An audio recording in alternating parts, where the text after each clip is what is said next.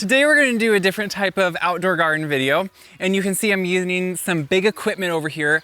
I'm using the skid loader to bring over a big limestone plinth, and on there I have some big crushed limestone rock too.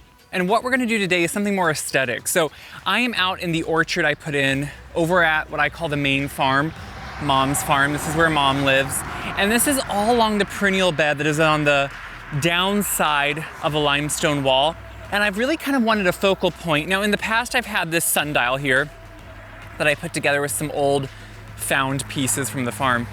But I recently found an antique urn that I think would look really good here, but I would like to elevate it slightly so you can see it from on top of the wall kind of, which I'll show you here, and down here in the orchard really well. So I'm gonna take you through all the steps of what I'm doing. It's really pretty simple. It just takes a little bit of elbow grease, but actually it's a really fun process. And I've done this at different points at my house with my bus that I have over by my pathway. I did the same process. So I want to show you here what I'm doing to hopefully answer any questions so you can do it too.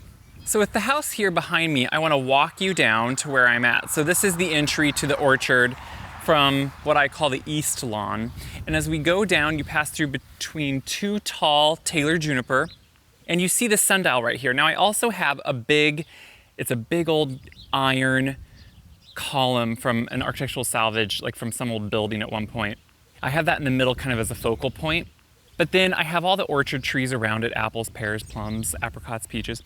And this is where I want something to have a little bit more height. So you can see I have a limestone plinth. I don't even have the urn here yet.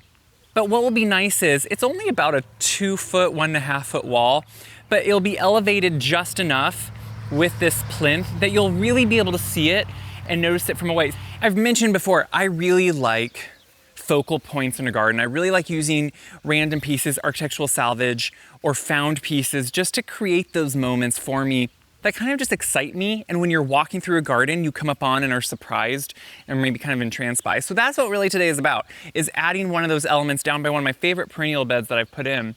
So we're gonna start by cutting sod out in the shape we want, the size of that plinth. And I'll kind of show you the plinth.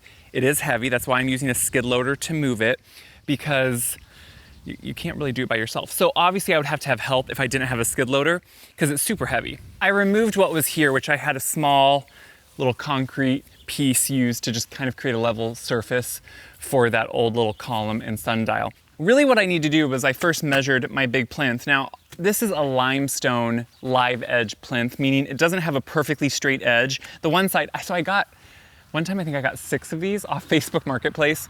That made them a lot more cost effective. But this side is cut a little bit more irregular, so I'm gonna point that towards the back. It really doesn't matter down here. All of them though are a live edge, but they have a nice clean cut both on top and bottom, so they do have a level surface.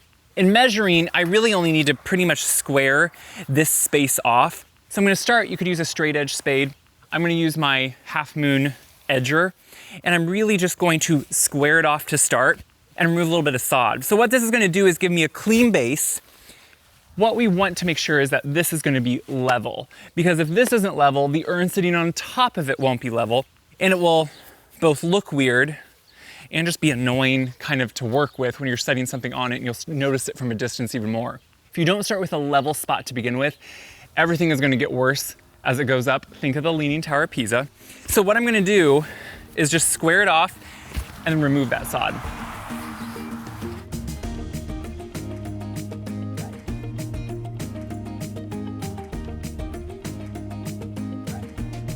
So I wanna bring you down and show you. So I have my cutout. I already know it's centered with my step and my sight line that I wanted from where the sundial was. And I just made it the size slightly bigger than this big plinth here that I'm gonna set here. Now it's only about 2 inches down. I've taken a little bit of the soil off to slightly level it, but I'm gonna let the rock more level it. So this is not about laying a patio that's gonna be frost and freeze resistant. I'm not worried about that with this plinth. What I'm worried about is it just being not as level and wanting to sink slightly. So this is actually gonna now help, and I'll show you what we're doing with the rock. So when we're working with something like a patio, say, or you're gonna have a professional patio installed, or you wanna do it correctly, you would have multiple layers, and you would have a crushed rock, a sand, whatever your top paver or final material is gonna be. In this case, I'm not wanting it to be a level surface to walk on or do any of that. This rock is purely for aesthetics and just to help it not sink into the soil near as much, because this is a lot of weight. So what I'm gonna do is just add some crushed limestone, and this is a larger 3/4 inch. It's not washed, which I like the not washed. And I want to show you what I mean by not washed. See how it has all that fine sediment? That's going to help it pack in better into this area. Now, this is the same thing I've done at my house at quite a few. And the reason I don't go to the lengths of going, a foot down or anything is because it's not needed for these that are just purely for aesthetics. On all the ones I've done at my house over the years, this has always worked great. And the thing is, over time, give it 15, give it 20 years, anything can slightly move that has a lot of weight. So this is going to help it somewhat stay level, but it's also an easy thing that if I want to in the future, say 10, 15, 20 years in the future, will I still be doing this then? We'll find out, I don't know. But it just helps me have an easier base to do that. So I'm adding that rock with all that fine sediment. And then what I can do is take a tamper. This is just an 8x8 tamper. And I'm just going to tamp it so it starts crushing, not really crushing, but solidifying that rock together with that sediment that's in it. What this tamping really will do is give me that nice base. And if I need to, sometimes what you're working with, whether it's limestone, whether it's the urn, it may not itself be level. So you may have to adjust the rock base for whatever you're using, or your ground, the topography. Maybe it's sloping and you want your rock to be more level, your ground will slope away, so you can add more rock to one side if you need to. But what you can see is this is really making kind of a nice solid base. That's really what I want. And what I can do is while I'm tamping, I can then go in and add more rock to bring it up to whatever level I want to. Now again, this is not about perfection, people. This is not perfection. A garden for me at my place is not perfect. It's what works for me. And it's what I can do on my own time and on my own terms. And that's what this is. This is not a botanical garden where people are gonna come and assess me. You can grade me if you want to, but please don't. Because that's not what it's about. We're in our home garden. We're in our place that's kind of our solace, our comfort space. And that's what we're doing here, is just making things we like and making things beautiful. And that's really all that matters. So what I'm doing is tamping this in, and then I'm gonna finish up. I'm gonna turn this skid loader on, put my soundproof earphones on, bring it in, and set it right in place.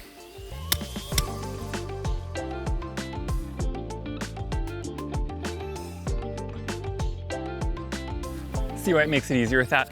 I could not have moved this alone without. So what now that it's on here, and like I said, I gave myself a little bit of wiggle room on each side, because now if I want to, obviously when I put it on by myself, a little bit of this stone moves. So now what I'm gonna do is the ultimate test, and it's getting a level.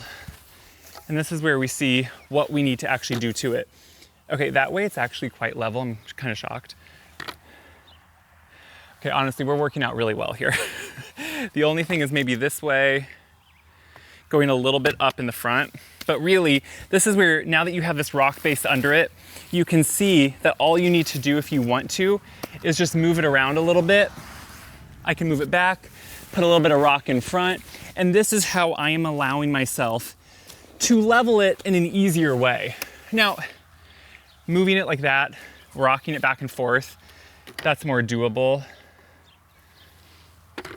Guys, that's pretty good. So what we're gonna do now is the fun part. This is the hard part. So we have a solid base. Again, this rock is not about weeds coming through or anything. Grass can still maybe grow up to it. I'll probably have to trim around it. I don't mind that. That's all part of it. But now what we can do is go get the urn and set it up here. And I'm again gonna use the loader because work smarter, not harder, right? I know I'm saying this a lot. You have to be careful on what you can actually lift and what you can move on your own. I'm using a skid loader. That is the only reason this is possible for me to do on my own. This is heavy. This isn't near as heavy as this was. So this I'm kind of able to move on my own. Now, someone did slightly fix this at one point, I found out after I purchased it, but that's probably why it was a good deal. So it's still gonna work great for out here and sit really nicely on top of here.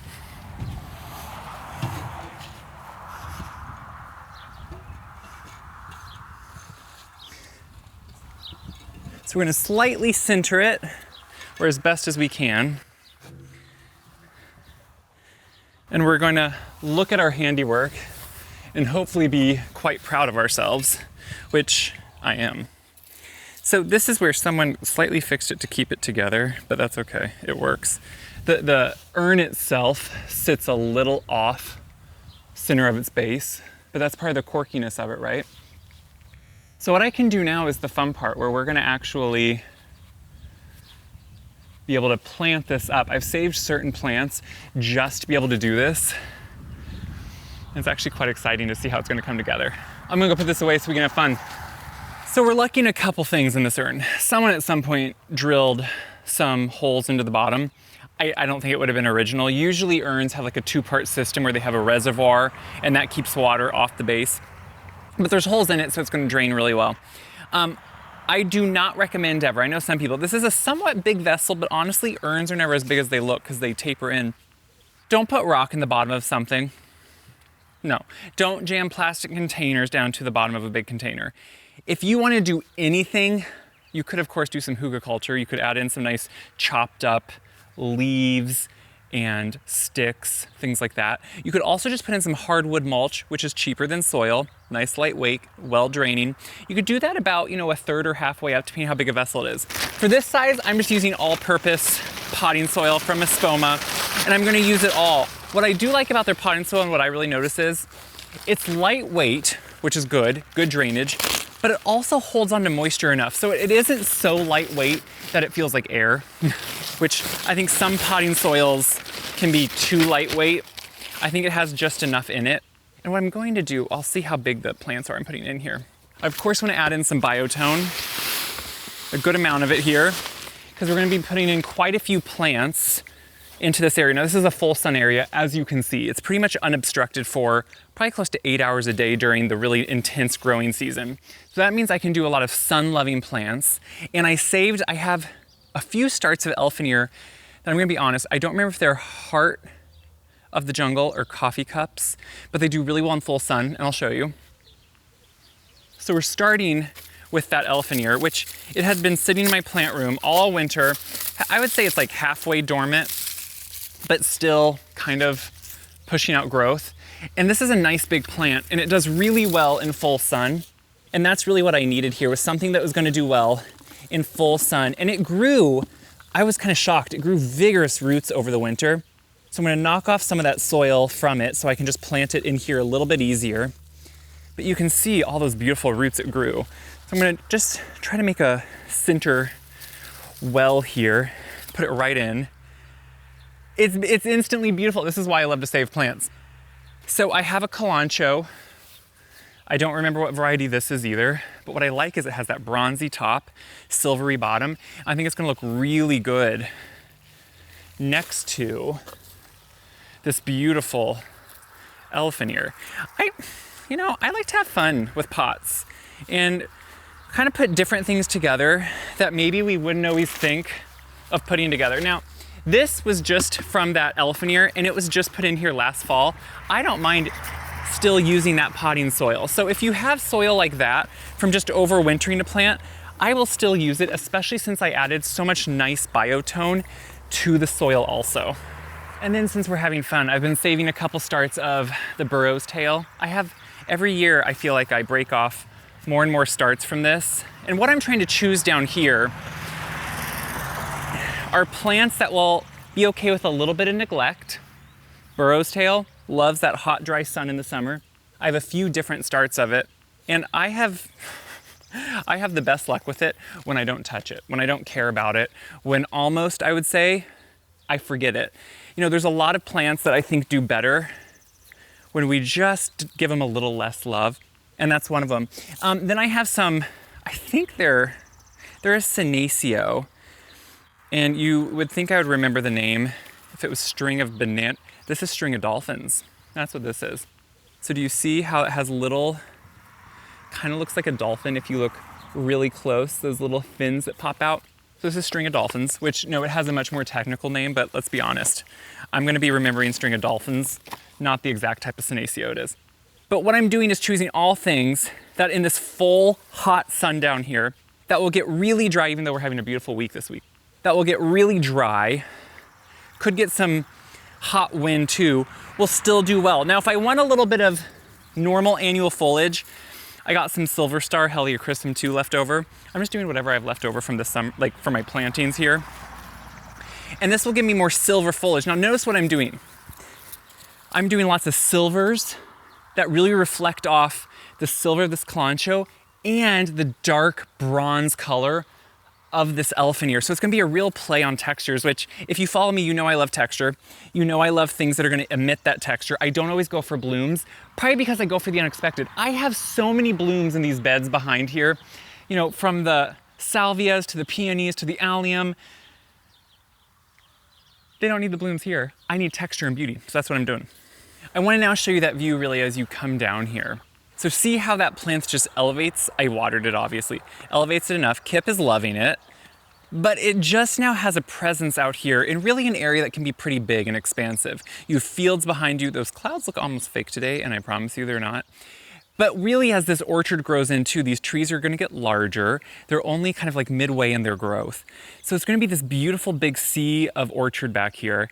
And then this is a juxtaposition to stop your eye and kind of enjoy something unique. And yes, I will probably keep the urn rustic for now. At some point in the future, I could paint it. I kind of like the chippiness and the shabbiness of it. Makes it look like maybe it's been here for, you know, decades, if not a century, and just been weathering, which I'm totally okay with. As we get up here, you can see the burro's tail. You can see that silver star, Heliochrysum, which is this, which will really flow out. The burro's tail will come down. The string of bananas will come down. This kalanchoe up here will really start growing outwards and get bushier. But what will really be the star is those elephant ear. They fill in and get really large. Last summer, they filled my whole container that I put them in. They got so big, so much foliage, and that's really what's gonna be the star of the show. Maybe you're not thinking, I wanna do this, but maybe now you're thinking, wait a minute, I could do something like this. I think, this is me. I travel, whether it's on vacations, whether it's through my phone to beautiful videos I see, and I get these small ideas and think, how could I incorporate something small like that? Because sometimes I think we get overwhelmed with the big things we want to do and feel like we can never accomplish them. And this is a small way I'm accomplishing a part of those big dreams, is to do something like this that I would have maybe seen in a picture. Maybe it would have been done on a grander scale, maybe with a much, I don't know, more beautiful piece. But this is exactly now what fits my yard, my garden. So I hope you can think of the same. Maybe on a smaller scale, maybe on a larger scale. I'd love to know what some of you guys do to create spaces that you enjoy, that inspire you, that you've seen and want to mimic, because that's what it's all about. So let me know how your garden's growing. That's what I always want to know. Share this video around so other people can maybe be inspired too. And until next time, Kip and I are going to go work in the garden some more. What else would we do?